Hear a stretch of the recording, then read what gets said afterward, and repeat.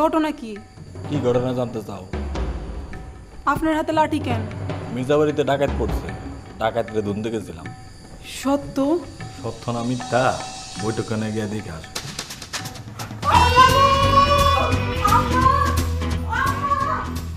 হায় হায়, বিকুপ তো মস্করা বুঝে না। এখন কি গো?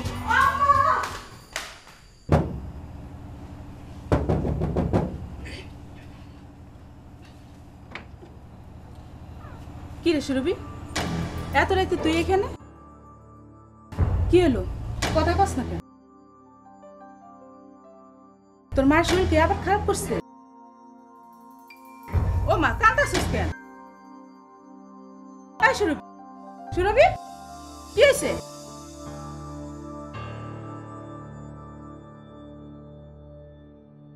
আহা, এরকম করে কান্নাকাটি করলে ঘটনা কি কিছুই তো বুঝতে পারব না। ভয়েস, ও ভয়েস, এদিকে একটু আয় তো বাজান। তুই শান্ত হয়ে বয়, আমি দেখতেছি। কি হইয়াছে মা? এই রাত্রিবেলা ঘরে কাহার যেন কান্নার শব্দ শুনিতে পাইলাম।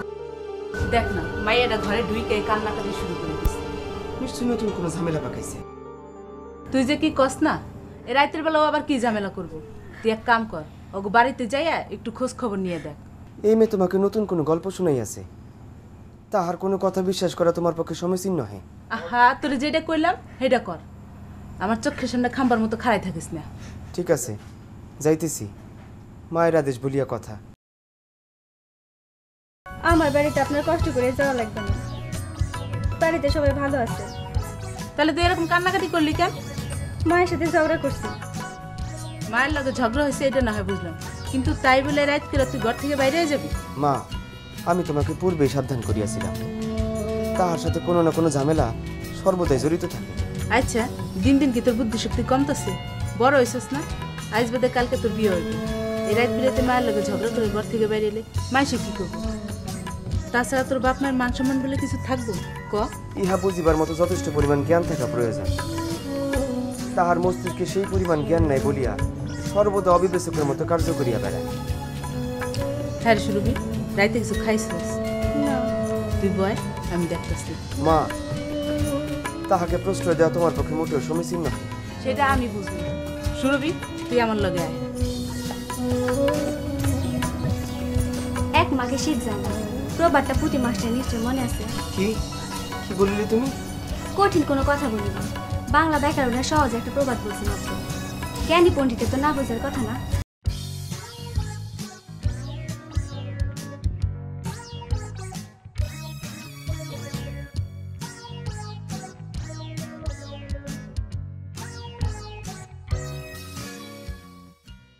কি আজে বাজে কথা বলিস?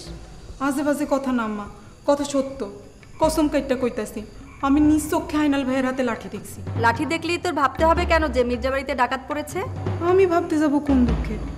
আইনাল ভাই তো কইলো বৈঠকখানায় গিয়ে দেখে আসতে। কি দেখে আসতে? ওই যে ওই না, মানে আম্মা সেইটা তো জানি না। উফ কলমি, তোকে দিয়ে যদি কোনো একটা কাজ হয়, চল আমার সাথে। কই যাইবেন? দেখে আসি। দেখে আসার দরকার কি? সত্যি সত্যি যদি ডাকায়? চুপ, একটা কথাও বলবি না। এটা মির্জাবাড়ি, গত 100 বছরে এ ঘটনা মির্জাবাড়িতে ঘটেনি।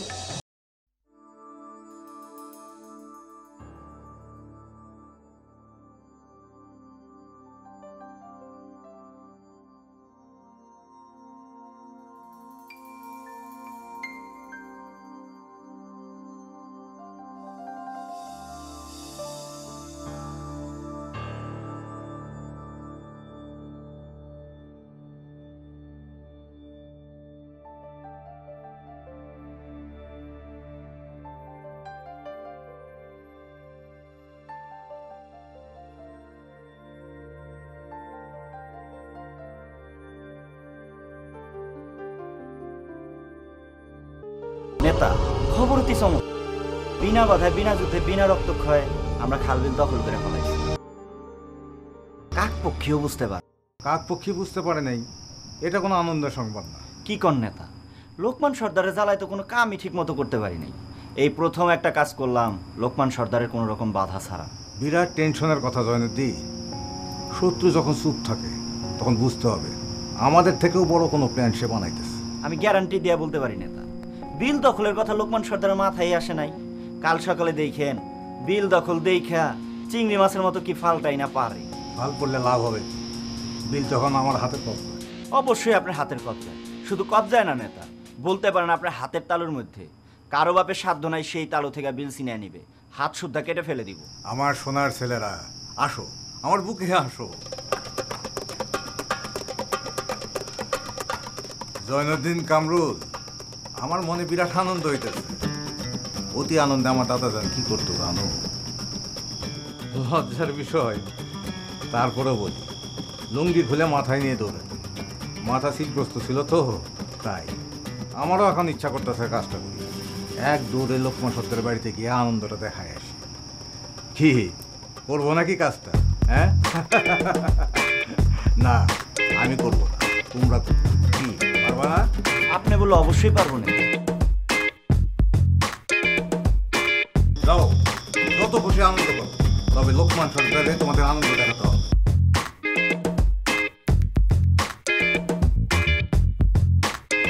আপনি বললে অবশ্যই পারবো না, খালি দোয়া দেন। দিলাম, প্রাণ ভরে দেওয়া দিলাম। যাও।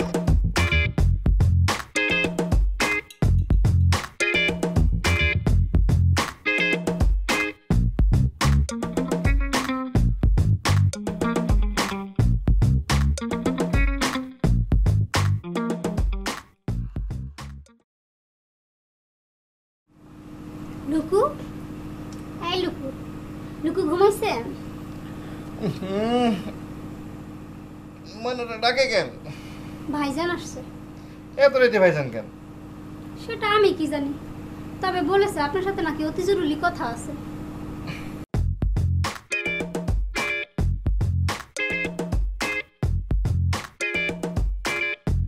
ওনার কাজ এই মাছ রাইতে মনে হয় আমার বকাতে মন করছে, এই জন্য ছুটে দাও, সাফারি ছুটো দাও।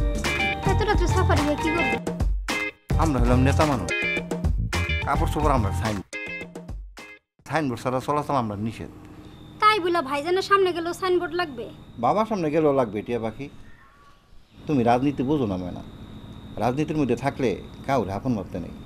বউরেও না? ওমা, আমার বুলবুলি কি বলে? বুলবুলিকে ছাড়া আমি বাঁচবো নাকি? বুলবুলি হলে কি আমার সবচেয়ে আপন। রাজনীতির কথা না গো ময়না, তুমি আমার নেত্রী চাইতেও বড়। দল চেঞ্জ করলে নেত্রী বলতে যাবে, কিন্তু আমার ময়না চেঞ্জ হলে তো আমি মরেই যাবো। আবারও রাজনীতির কথা? ময়না চেঞ্জ করলে আরেক ময়না আসবে, তখন তো আরো ভালো হবে। মনে বিরাট কষ্ট পাইলাম, তুমি আমার কষ্ট দিতে অনেক ভালোবাসো। থাক, আজকে আমি আর কারোর সাথে দেখা করবো না, তুমি ভাইজানকে চলে যেতে বলো। হয়েছে, আর রাগ করতে হবে না, ভাইজানের সাথে দেখা করে আসুন।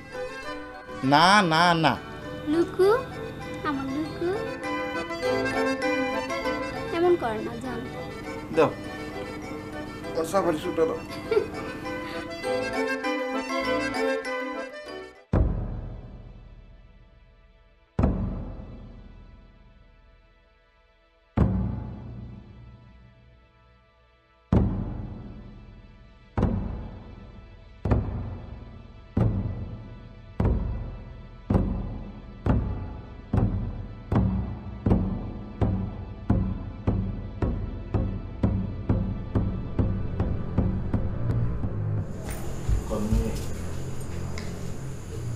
তোমার সাথে একটু কথা আছে। আপনার সাথে আমার কোনো কথা নেই। আমি যাইতেছি মিয়া সাহেবের কাছে, আপনার নামে বিচার দিব। কি ঘটনার বিচার দিবা? এই যে আপনি আমার সাথে মিথ্যা বলছেন, মির্জা বাড়িতে ডাকাত পড়ছে। এই কথা আমি তোমার কখন বললাম? আপনি আমারে বলেন নাই? আপনার হাতে লাঠি ছিল না? তাও ছিল। তাইলে আপনি বলছেন না লাঠি দিয়ে ডাকাত ধুনতে গেছিলেন, এখন অস্বীকার করেন কেন? ও মা, বেকুল মাইয়া কয় কি? আমি তো লাঠি হাতে ঘুরছি চুলা ধরানোর জন্য। মিথ্যুক! তোমার সাথে মিথ্যা বলতে যাবো কোন দুঃখে? চুলা ধরে আপনি কি করবেন? পাখিদের খানা খাদ্য গরম করব। তারার সাথে আজকে আমার পিকনিক। পাখিদের সাথে আপনার পিকনিক? অবশ্যই পিকনিক। আমরা তো ভালো খানা খাদ্য খাই দেখা তারা আমার কাছে আবদার করছে একদিন পিকনিক করা। এই জন্যই তো এখানে দাঁড়াচ্ছি তোমার জন্য। কিন্তু লবণ দিবা করবি, লবণের শর্ট পড়ছে। আমার এত বোকা ভাইবেন না, মিথ্যা বলতেছেন। আপনি মিথ্যার বাদশা। এই জন্যে আমি তোমার কাছে আসতেছি না। ধর ছাতা, আজকে লবণ ছাড়াই পিকনিক করুন।